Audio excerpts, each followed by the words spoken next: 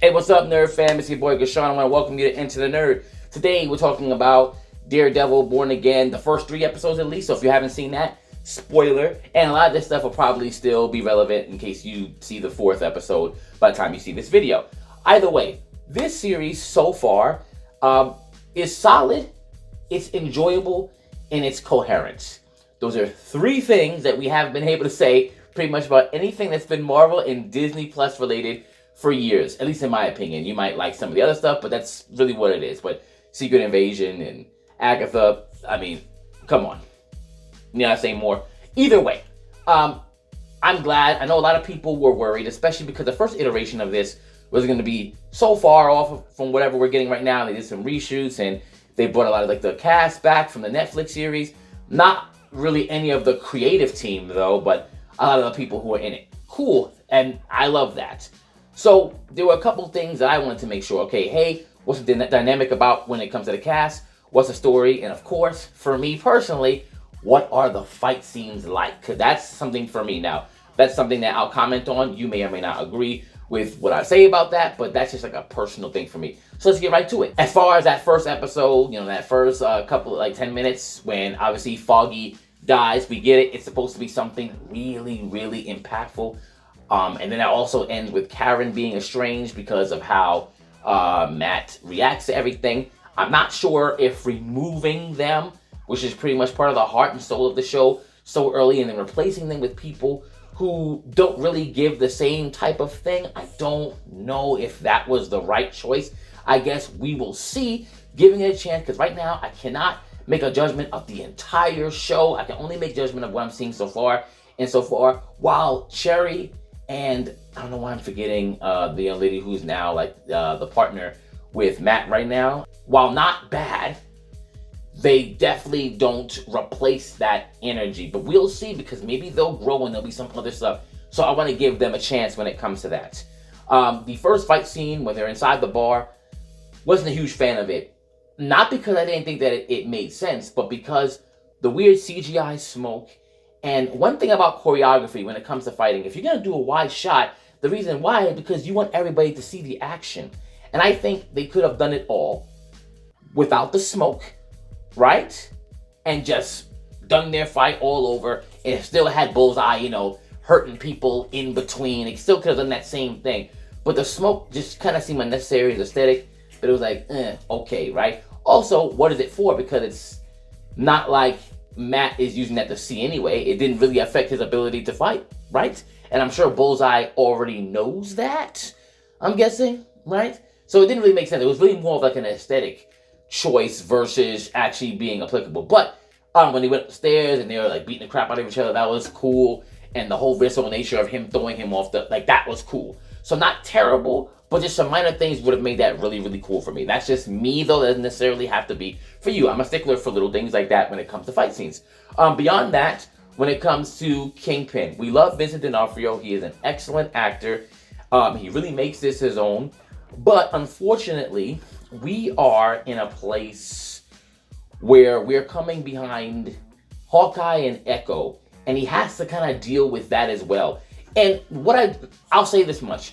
As much as I wish we could ignore those things, the writers have at least chosen to be responsible and not act like it doesn't completely not exist, right? Because then we would wind up with like Captain America Brave New World, where they just ignore Secret Invasion, which funny enough, I think this show is probably going to ignore Secret Invasion as well too, right? Because I think it just did so bad, they don't even want to talk about it. But as far as those shows that came before it, you had to talk about it. You know, him getting shot in the face, stuff like that.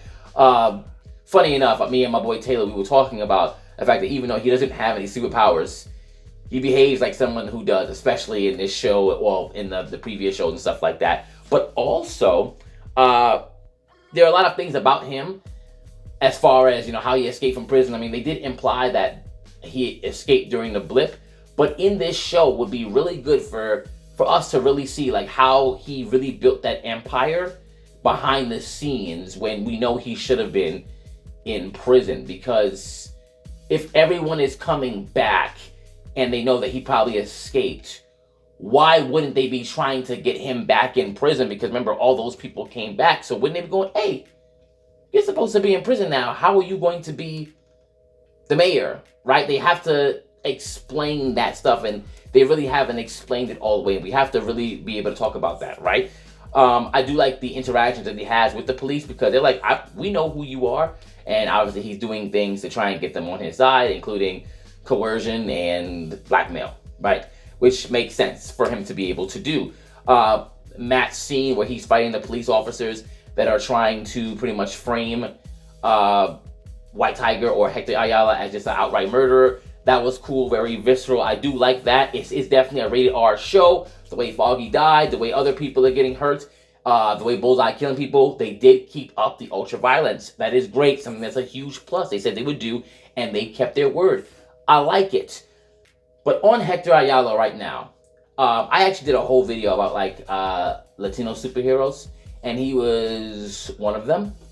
And he is really, really important because he is like the first Puerto Rican superhero. But he's also just dope. His costume is pretty cool in the comic. His powers are cool.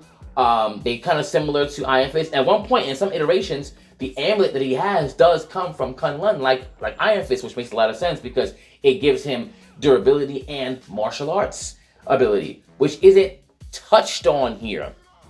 Somehow, Daredevil just knows that it gives him powers. They just understand this.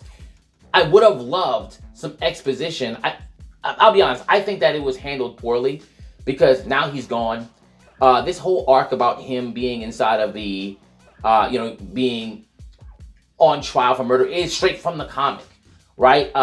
In a way, it's a little bit changed, but still, regardless, him ending up in there and then him ending up getting shot is something that comes from the comic.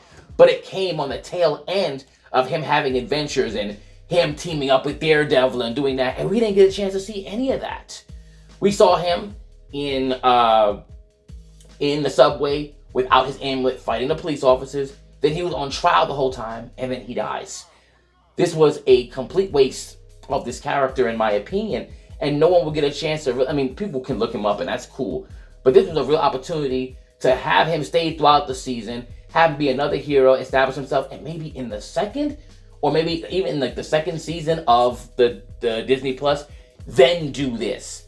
And then I know why they're doing it, because they're most likely gonna pass it to his niece, Angela, or he has a sister named Ava. I'm not sure if they said he has one in this, but I know they talked about the niece, right? So we know they're trying to get to that rather quickly. I can tell that's usually what it is, but I don't have a problem with him getting shot and all that, eventually. But I think this character just went to the wayside so quickly and unceremoniously that people didn't get a chance to really get a chance to know him. And it sucks because the actor also passed in real life.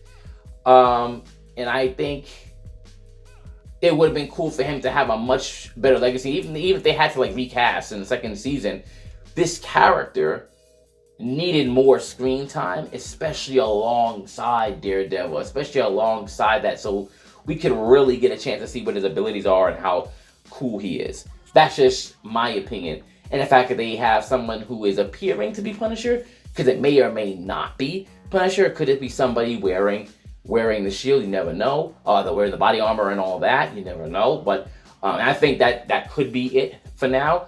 Will that put him and Matt on a collision course? Most likely. That's what's going to happen here, especially because Matt just went out of his way to get him out. So that's going to crush him as well. It's going to feel like he's just failing all over, I'm guessing. But either way, there's some really solid things happening in this series. The weird Kingpin Trump allegory, I could do without that. That's pretty much what they're trying to do, and I get it. It's a bit heavy-handed. I could do without it, but at least Vincent D'Onofrio is cool. The whole BB Urich thing is kind of weird, but whatever. The show does not suck. I am enjoying what I'm seeing in the show, but there are just, some things that I could just make some minor tweaks. Now, we'll see where this lands, but as of right now, it's definitely way more good than bad, because I can at least enjoy it. I can at least understand the story they're trying to tell, even though there are some inconsistencies and some mishandling of characters, especially ones where they always talk about diversity and representation and stuff, right? But the one character that I would have loved to have something that I've been waiting for is gone, especially this iteration so soon. Let me know what you think about these first 3 episodes. Do you love them? Do you hate them? Do you in between? What you think about White Tiger? What do you think they should have done with that? And until then, into the nerd.